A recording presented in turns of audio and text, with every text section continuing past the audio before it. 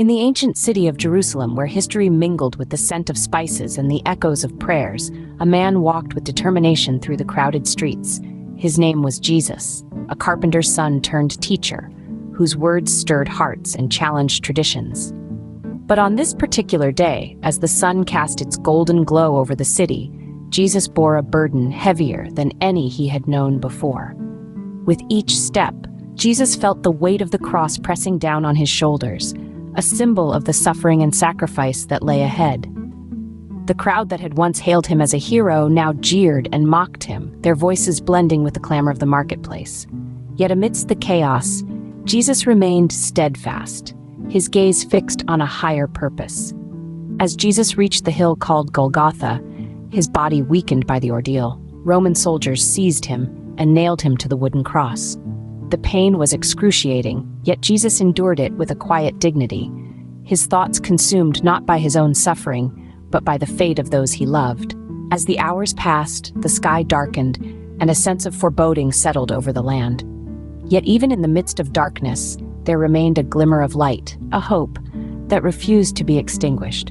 For Jesus knew that his death would not be the end of the story, but the beginning of something miraculous. As the sun set on the city, Jesus breathed his last breath, his body hanging lifeless upon the cross.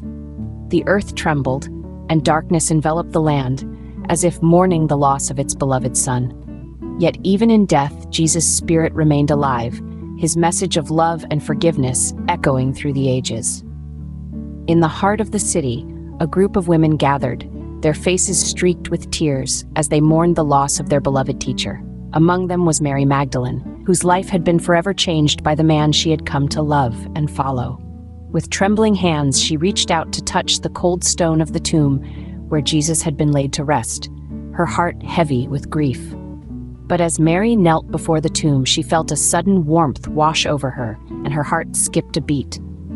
For before her eyes, the stone that sealed the entrance to the tomb began to roll away, revealing an empty space within. With a cry of disbelief, Mary peered inside, her eyes widening in wonder as she beheld an angelic figure bathed in light. "Do not be afraid," the angel said, his voice gentle yet powerful. "For Jesus is not here, he has risen, just as he said he would. Go and tell his disciples the good news." With a heart full of joy and disbelief, Mary ran to find Jesus' disciples, her feet barely touching the ground as she hurried through the streets of Jerusalem. And when she found them, she cried out with joy, "He is risen! Jesus is alive!" The disciples could scarcely believe the news, yet as they ran to the tomb, they saw with their own eyes that it was indeed empty, save for the linen cloths that had once wrapped Jesus' body. And in that moment, their grief turned to joy, their despair replaced by hope. For Jesus had conquered death itself, rising from the grave to proclaim victory over sin and darkness. And as his disciples spread the news throughout the land, the story of Easter took root in the hearts of all who heard it, inspiring hope and renewal in the midst of despair. And so each year, Christians around the world gather to celebrate Easter, not merely as a historical event, but as a living testament to the enduring power of faith and the promise of redemption.